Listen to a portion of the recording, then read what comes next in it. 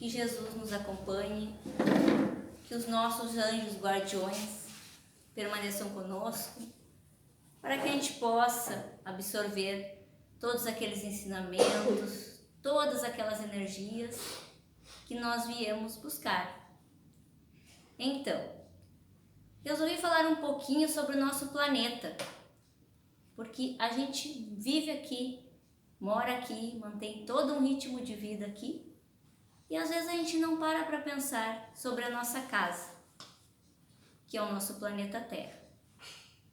Bom, eu sempre pego o Evangelho segundo o Espiritismo como a minha maior fonte de pesquisa, de estudo, porque nele contém todas aquelas verdades que a gente está buscando. Então, como não poderia deixar de ser, no capítulo 3, Há muitas moradas na casa de meu pai, tem o item Mundos de Expiações e Provas. E sobre o esclarecimento da espiritualidade amiga, eles já começam falando sobre o nosso mundo. E eles já dizem assim, que vos direis dos mundos de expiações que já não saibais? Pois basta observais o que habitas. Então ele já começa a falar um pouquinho sobre o nosso mundo. E ele começa a falar que a maioria de nós, espíritos encarnados no planeta Terra, já passamos por inúmeras encarnações. Então, muitas coisas inatas que a gente traz, pessoas que elas já nascem sabendo tocar piano, que elas nascem sabendo outra língua sem nunca ter aprendido, fenômenos que a gente observa de conhecimentos que as pessoas já trazem sem nunca ter aprendido nesta existência, nada mais são do que lembranças, que conhecimentos do nosso espírito imortal. Então já somos espíritos numa escala de evolução. Vivemos aqui em busca desse aperfeiçoamento maior. Somos todos viajantes no tempo. E por esse momento, por esse período de tempo, estamos aqui no planeta Terra, nesse planeta de provas e expiações. Alguns espíritos habitam aqui sim, mais novos, saídos da criação, e daí eles se encaixam nos selvagens ali. Ainda diz aqui, entretanto, nem todos os espíritos que encarnam na Terra vão para aí em expiação.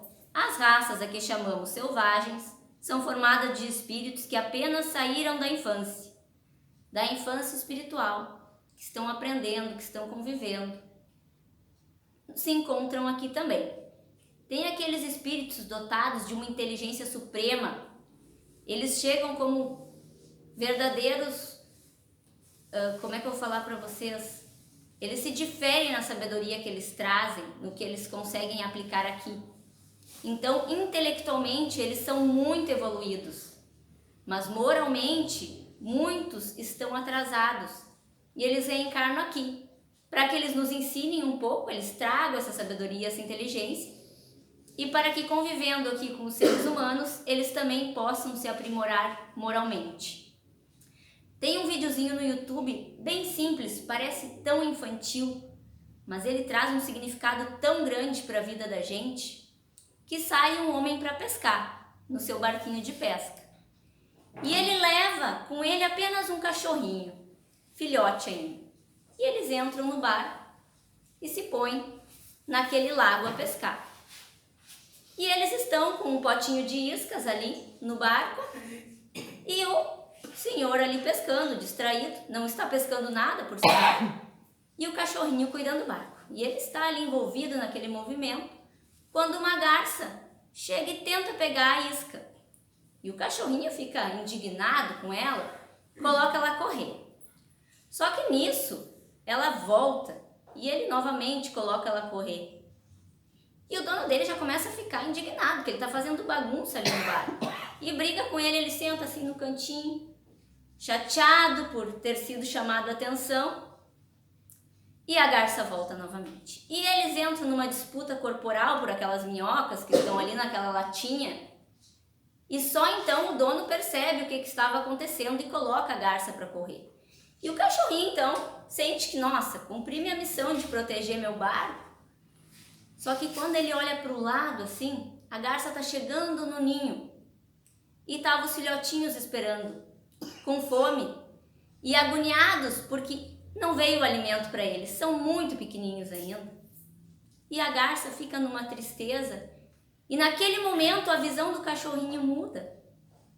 E ele olha para o lado e mostra para ela assim o potinho de isca. Deixa assim no cantinho do barco que ela vai lá e pega. E ele se sente muito feliz. E ela chega no ninho e alimenta aqueles filhotes e ele fica realizado. E segue no barco, mas como eu falei para vocês, não era o dia do pescador. E de repente, quando ele sente algo bater na cabecinha dele, do cachorrinho, é a garça trazendo vários peixes, atirando dentro do barquinho deles. Aí vocês vão se perguntar, mas por que ela está falando isso? Gente, tantos significados. Olhem só, para mim esse imenso lago que eles estão ali é o nosso planeta Terra. Nós não somos daqui, nós viemos para cá.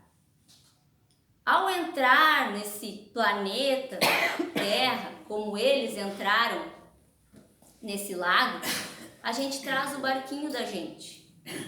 E esse barquinho são os nossos apegos, são aquelas crenças que acreditamos, as pessoas, a família e tudo aquilo que vai constituindo a nossa existência no planeta. E por enxergarmos muito o que está à nossa volta e o que faz parte de nós, nós vamos defender todos aqueles ideais que nós buscamos. E aquelas pessoas ali do convívio familiar, esse dono dele representando a nossa família. E a gente sempre acredita que quando a gente está fazendo o melhor para a nossa família, é isso que importa e a gente defende com unhas e dentes. E é isso que na crença dele ele está fazendo. Até um momento em que ele olha para o lado e vê que eles não estão sós ali. Assim como nós não estamos sós aqui no planeta. E a gente olha para o nosso irmão e de repente a gente vê a dor do nosso irmão. A gente vê o que ele deixou lá na casa dele antes de sair, às vezes um colega de trabalho. Naquele dia, ele deixou uma imensa dor na casa dele, uma preocupação, algo que o incomoda. E a gente vê que o mundo é muito maior. E nesse momento a gente muda e a gente ajuda. Ajuda pelo propósito mesmo de fazer o outro um bem, aquilo que gostaríamos que fosse feito para nós, sem nem esperar recompensa. Mas nada que a gente faz no mundo, pessoal, fica sem um retorno. Todo bem que a gente puder espalhar, com certeza nós iremos receber. Então nós representamos muitas vezes esse cachorrinho, nessa nossa infância ainda, nessa nossa fase de aprender, de aperfeiçoar, de buscar, em que o cachorrinho se encontrava ali. E às vezes a gente ajuda. Só que muitas vezes nós somos também a garça. E nós estamos preocupados com o nosso ninho. Nós estamos loucos para ajudar quem ficou lá, resolver o que está lá. E no concurso dos nossos dias, do nosso trabalho, da nossa família, precisamos ver os dois lados. É essa convivência que nós buscamos, por isso que não vivemos sós, nem seria próprio para nós, nem seria bom para o nosso aprimoramento e progresso vivermos isolados. Isso é o nosso planeta Terra. Peguei também o Livro dos Espíritos com algumas perguntas bem específicas. Pergunta 171. Em que se funda o dogma da reencarnação? Muitas vezes as pessoas perguntam, quando sabem, você é espírita, tá? Mas e o que é essa reencarnação? Por que ela existe? Se nós observarmos o nosso Pai, o nosso Deus, como bom e justo, nós não conseguiríamos aceitar a ideia de que, tendo um pai bom e justo, ele não daria para um filho o melhor banquete e para o outro filho apenas migalhas de pão. E nós vemos isso diariamente no nosso planeta Terra. Pessoas que nascem e têm uma vida muito tranquila, produtiva, boa, feliz, sem muitos problemas ali no caminho. E outras que às vezes em tenra idade são levadas novamente para o plano espiritual.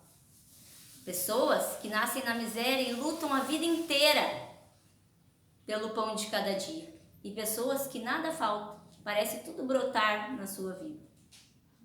Acreditando num Deus bom e justo, nós sabemos que algo está por trás disso tudo. E com certeza, irmãos, nós somos os responsáveis por estarmos aqui nesse momento, vivendo o que estamos vivendo. E nós temos com certeza muita ajuda espiritual todos os dias e a gente nem percebe. E em muitos momentos a gente reclama, mas eu estou passando por isso? Por que eu estou passando por isso? Nossa, tudo que eu acredito, tudo que eu faço de bom e ainda eu estou passando por isso. Talvez se a gente não acreditasse, não fizesse tudo isso de bom, estaria sendo muito mais difícil. A gente não sabe quantas vezes a ajuda de Deus está ali nos fortalecendo e deixando a situação um pouco menos difícil de passar. Próxima pergunta, 172. As nossas diversas existências corporais se verificam todas na Terra? A resposta vem muito simples, pessoal. Não. Vivemos-nós em diferentes mundos. As que aqui passamos não são as primeiras, nem as últimas. São, porém, das mais materiais e das mais distantes da perfeição. Com certeza ainda estamos muito apegados à matéria. Nosso corpo físico ainda é muito denso. E esse planeta serve para que nós possamos resgatar muitas coisas, para que nós possamos nos aprimorar. E vivemos presos ainda a essa matéria porque nossa energia, nossa vibração, as nossas necessidades ainda precisam desta matéria. 173. A cada nova existência corporal, a alma passa de um mundo para outro ou pode ter muitas no mesmo globo? Pode viver muitas vezes no mesmo globo, se não se adiantou bastante para passar ao mundo superior. Então nós podemos estar aqui no planeta Terra e encarnar muitas vezes ainda. Claro, estamos fazendo o nosso melhor, com certeza. Estamos buscando o nosso melhor. Estamos nos aprimorando, nos aperfeiçoando. Mas às vezes são muitas coisas que a gente ainda precisa aprimorar e não vamos fazer tudo em uma vida só. E vamos ter outra chance na próxima vida. E aos poucos vamos resgatando, vamos mudando aquilo que não conseguimos mudar ainda. Então tem outra mensagem aqui do livro Renovando Atitudes, que fala sobre os pesos inúteis. E carregamos pesos inúteis com certeza no nosso dia a dia. No início diz assim, se percustasseis melhor todas as dores que vos atingem, nelas encontrareis sempre a razão divina, razão regeneradora. E vossos miseráveis interesses seriam uma consideração secundária, que relegareis ao último plano. Com certeza, aquilo que o nosso corpo físico precisa aqui na Terra e aquilo que o nosso espírito busca para a perfeição, muitas vezes não vão ser a mesma coisa. Às vezes buscamos o nosso concurso profissional, nós buscamos evoluir profissionalmente, nós buscamos destaque aqui, cantores famosos, artistas que têm um enorme prestígio nesse planeta. E quando eles chegam lá na esfera superior, todo esse prestígio que eles tinham aqui de nada vai valer lá, se não aprimorarem-se moralmente, espiritualmente, se não tivermos essas riquezas do plano espiritual também. A bondade, o amor, a caridade. E ainda fala que nós, no plano material, por enxergarmos apenas a matéria, a gente vê a morte como o fim de tudo. E por mais que a gente estude, a morte parece sempre um inimigo. E na verdade, ela é uma etapa. A gente cria essa visão isolada desumana, insuportável, como diz aqui, que não nos auxilia em nada, considerar a morte um adversário, porque mesmo assim, ela continuará fazendo parte de nossa existência. E ao tentar negá-la, estaremos nos distanciando ainda mais da realidade integral, de ser integral. Todavia, provar o sentimento de perda, passamos por uma das maiores experiências como seres humanos. Somos impulsionados a uma intensa reflexão, conseguindo a partir daí observar melhor as verdades transcendentais da vida. Nada se perde no universo do Todo-Poderoso. Tudo se transforma de modo maravilhoso.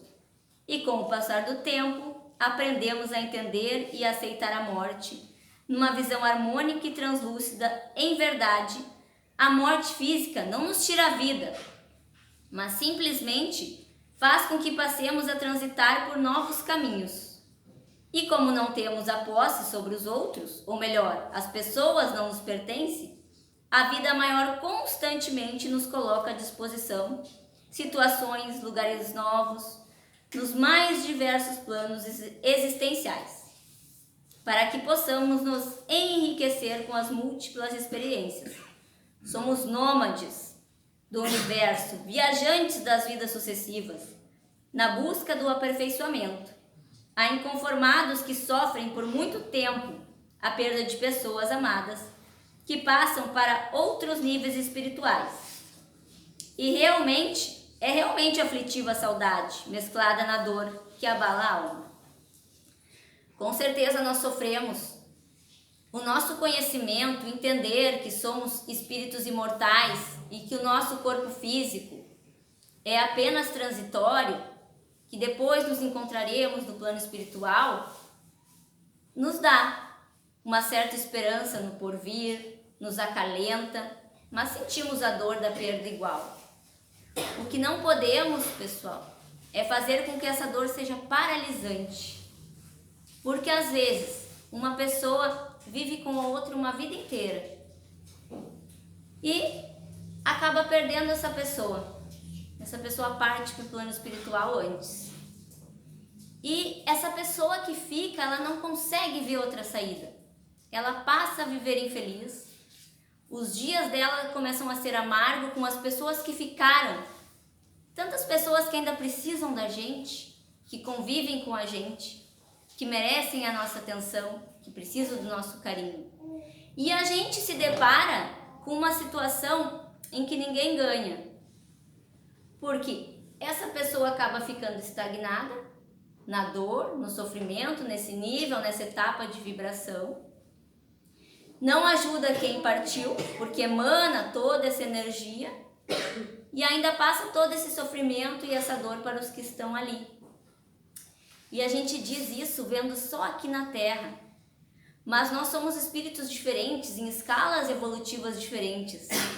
Quando a gente lê um pouquinho sobre as colônias espirituais, os lugares que estão no espaço, que os espíritos moram, nosso lar, e várias outras, a Casa do Caminho, vários outros lares espirituais, a gente observa que nem todos os espíritos vão estar no mesmo lugar. Segundo a sua escala evolutiva, o seu aprimoramento, as suas crenças, aquilo que busca, vai ir para lugares diferentes. Quando a gente lê as obras de André Luiz, a gente percebe isso perfeitamente. Primeira obra ali já, o Nosso Lar, o André Luiz é socorrido, vai para a colônia espiritual, para o Nosso Lar, recebe todo o tratamento para se curar da doença que ele adquiriu em vida, vai aos poucos se purificando, melhorando, aprendendo que o cargo de médico dele na Terra de pouco serve ali. E ele vai aprendendo o que vai servir ali, como ele vai realmente ajudar ali. E nesse novo despertar dele, ele pergunta assim, a minha mãe veio me ver? É uma das perguntas dele, ela não mora aqui no nosso lar? E o espírito amigo que acompanha ele explica que não, que ela mora numa colônia mais elevada que o nosso lar. E ela realmente, ela faz uma visita para ele, mais de uma visita depois para ele. Vem dessa colônia visitar. Mas eles já não têm mais todo esse apego, eles vão perdendo esse apego da presença constante. Eles aprendem a vibrar diferente. Então, às vezes, estar no plano espiritual não quer dizer estar junto com a pessoa que partiu. No auge do sofrimento, da loucura, muitas vezes, ao perder alguém querido, a pessoa que fica diz que a vida perdeu o sentido e comete o suicídio. Na ilusão de ir atrás dessa pessoa que partiu, de estar junto. E com certeza não estarão. Não tem como uma pessoa que interrompe essa etapa da vida, que deixa toda essa energia vital, esse plano encarnatório para trás, escolher para onde vai ir. A própria vibração dela, o remorso, o entender o que ela fez, não vai levar ela para o mesmo lugar.